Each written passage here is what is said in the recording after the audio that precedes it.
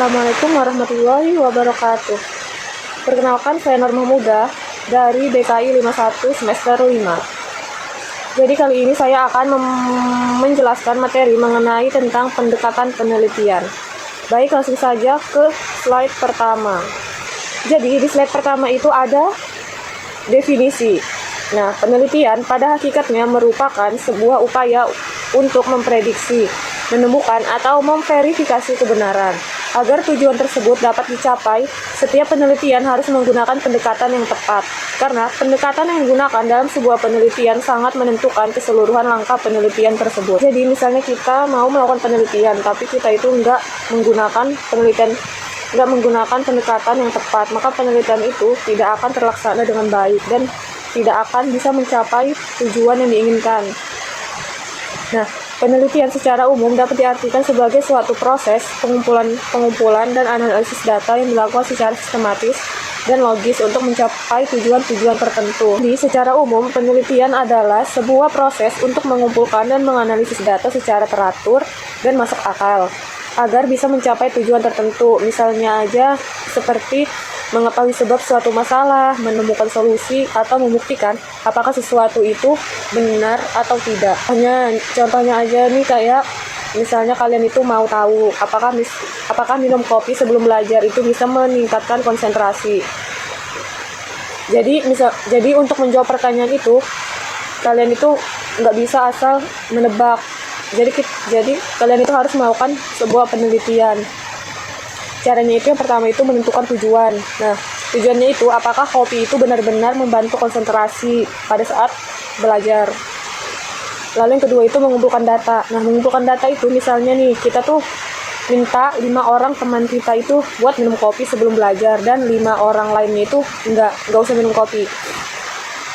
Nah, lalu yang ketiga itu tuh kita menganalisis hasil. Jadi kita bandingkan dari 5 orang yang minum kopi sebelum belajar tadi sama 5 orang yang tidak minum kopi, yang mana fokusnya itu lebih lama atau nilainya lebih tinggi. Lalu yang terakhir itu kita bisa menarik kesimpulan. Jadi dari semua penelitian yang sudah kita lakukan, dari semua penelitian yang kita lakukan tadi itu kita coba lakukan verifikasi atau kita membuktikan apakah dugaan kita itu benar atau tidak. Jadi kita tuh nggak bisa asal tebak-menebak, kita harus menggunakan pendekatan yang tepat. Lalu selanjutnya di slide kedua itu ada tentang pendekatan penelitian kualitatif. Nah, apa sih penelitian kualitatif itu? Jadi, penelitian kualitatif merupakan penelitian yang bersifat deskriptif dan analisis.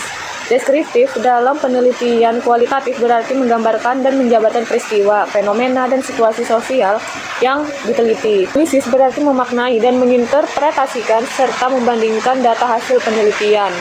Lalu, Creswell dalam Murdianto 2020 mendefinisikan penelitian kualitatif sebagai proses penyelidikan suatu fenomena sosial dan masalah manusia.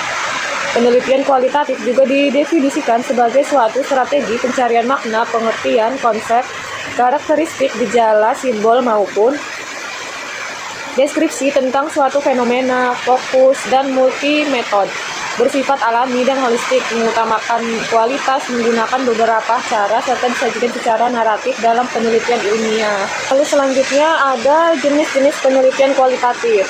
Jadi jenis-jenis penelitian kualitatif itu ada 9 macam. Yang pertama itu ada penelitian etnografi.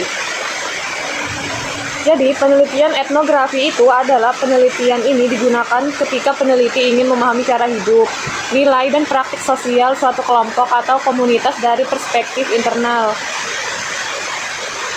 Nah, yang menjadi ciri penelitian ini yaitu yang pertama itu fokus pada studi mendalam tentang budaya atau komunitas tertentu.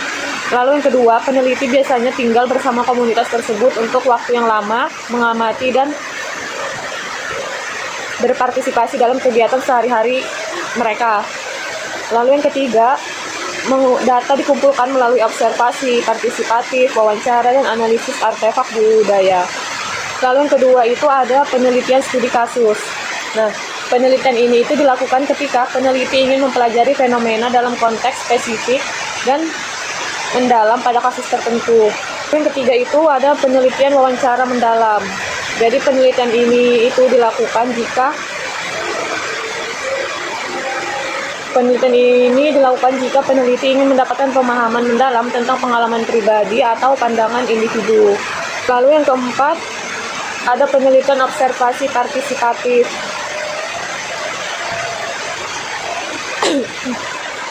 Jadi penggunaan penelitian ini jika peneliti ingin memahami konteks sosial dan budaya dari dalam, dengan cara berinteraksi langsung dengan subjek penelitian. Lalu yang kelima itu ada penelitian analisis konten kualitatif. Penggunaan jenis penelitian ini jika peneliti ingin memahami representasi dan makna dari konteks teks atau dokumen. Khas dari penelitian ini itu yang pertama adalah melibatkan analisis sistematis dan objektif dari teks atau dokumen untuk mengidentifikasi pola atau tema. Lalu yang kedua itu bisa digunakan untuk menganalisis berbagai jenis teks seperti media, dokumen sejarah, atau komunikasi online. Lalu yang keenam itu penelitian fenomenologi. Jadi jenis penelitian ini digunakan jika peneliti ingin memahami makna dari pengalaman tertentu bagi individu atau kelompok. Ciri khas penelitian ini itu yang pertama fokus pada pemahaman pengalaman hidup subjek dari perspektif mereka sendiri. Kedua itu menggunakan wawancara yang mendalam untuk menggali esensi dari pengalaman mereka. Yang ketujuh itu ada penelitian teori dasar. Nah, jenis penelitian ini digunakan ketika peneliti ingin mengembangkan teori-teori baru yang muncul langsung dari data empiris. Adapun ciri penelitian ini adalah yang pertama bertujuan untuk mengembangkan teori yang berbasis pada data yang dikumpulkan dari lapangan, lalu melibatkan pengumpulan data dan analisis data secara simultan dengan cara proses coding yang berulang-ulang. Lalu yang kedelapan itu ada penelitian naratif.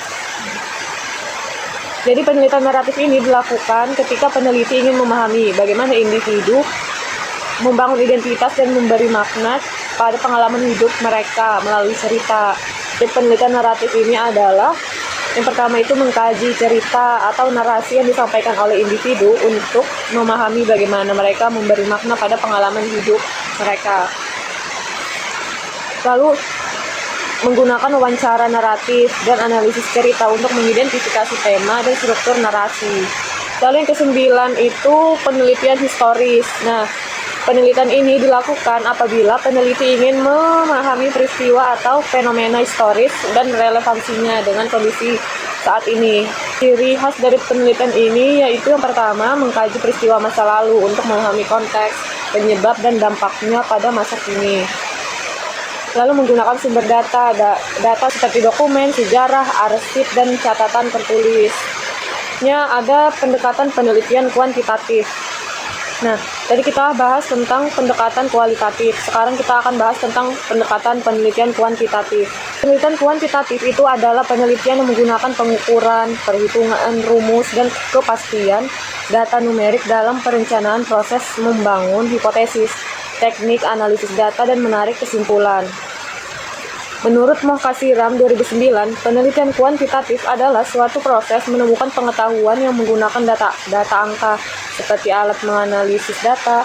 Dapat disimpulkan penelitian kuantitatif merupakan pendekatan penelitian yang menggunakan data-data berupa angka dan ilmu pasti untuk menjawab hipotesis penelitian. Lalu ada jenis-jenis penelitian kuantitatif, itu ada 8. Yang pertama itu penelitian survei. Nah, penelitian survei ini digunakan ketika si peneliti ingin mengetahui persepsi, sikap, atau karakteristik dari populasi yang lebih luas. Jadi, ciri dari penelitian ini itu yang pertama kita bisa menggunakan kuesioner atau angket untuk mengumpulkan data dari sejumlah besar responden.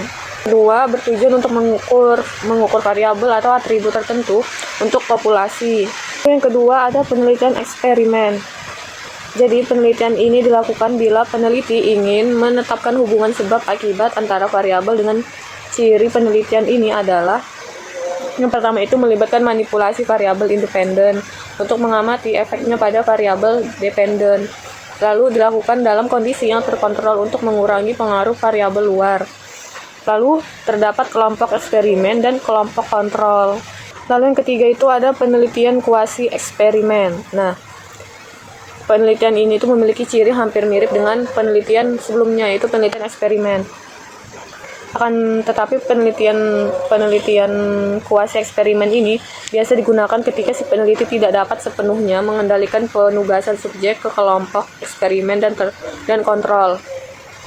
Ciri penelitian ini yaitu yang pertama menggunakan desai yang mencoba mengontrol variabel luar tetapi mungkin memiliki keterbatasan dalam kontrol eksperimen. Lalu penelitian tanpa randomisasi penuh pada kelompok kontrol dan eksperimen. Yang keempat, penelitian korelasional. Penelitian ini digunakan ketika si peneliti ingin mengetahui apakah hubungan antara variabel tetapi tidak menetapkan hubungan sebab akibat. Lalu yang kelima adalah penelitian deskriptif. Nah, penelitian ini itu dilakukan ketika peneliti ingin memberikan gambaran tentang populasi atau fenomena tanpa mencari hubungan sebab akibat. Lalu yang keenam itu penelitian eksploratif. Penelitian eksploratif ini digunakan ketika si peneliti ingin mendapatkan wawasan awal tentang suatu topik yang masih kurang dipahami. Cirinya itu yang pertama digunakan untuk mengeksplorasi masalah atau fenomena yang belum banyak diteliti oleh orang. Lalu mungkin menggunakan teknik survei, observasi, atau studi kasus dengan tujuan untuk mengumpulkan data awal. Yang ketujuh itu ada penelitian sebab akibat. Penelitian ini itu dilakukan ketika peneliti ingin mengetahui apakah perbedaan dalam satu atau lebih variabel independen terkait dengan perbedaan dalam variabel dependen. Ciri penelitian sebab akibat ini yaitu yang pertama menganalisis hubungan sebab akibat dengan membandingkan dua atau lebih kelompok yang berbeda dalam satu atau lebih variabel independen. Lalu tidak melibatkan manipulasi langsung variabel independen oleh peneliti, tetapi membandingkan kelompok yang sudah ada berdasarkan variabel yang berbeda. Lalu yang terakhir itu ada penelitian meta-analisis. Jadi penelitian ini dilakukan jika si peneliti ingin mensintesis temuan dari berbagai studi untuk memberikan gambaran yang lebih jelas tentang efek atau hubungan variabel. Ciri penelitiannya itu seperti menggabungkan hasil dari berbagai penelitian yang berbeda untuk mendapatkan kesimpulan yang lebih kuat dan lebih komprehensif, dan menggunakan teknik statistik untuk mengintegrasikan dan menganalisis data dari studi yang sudah ada. Selanjutnya itu kesimpulan.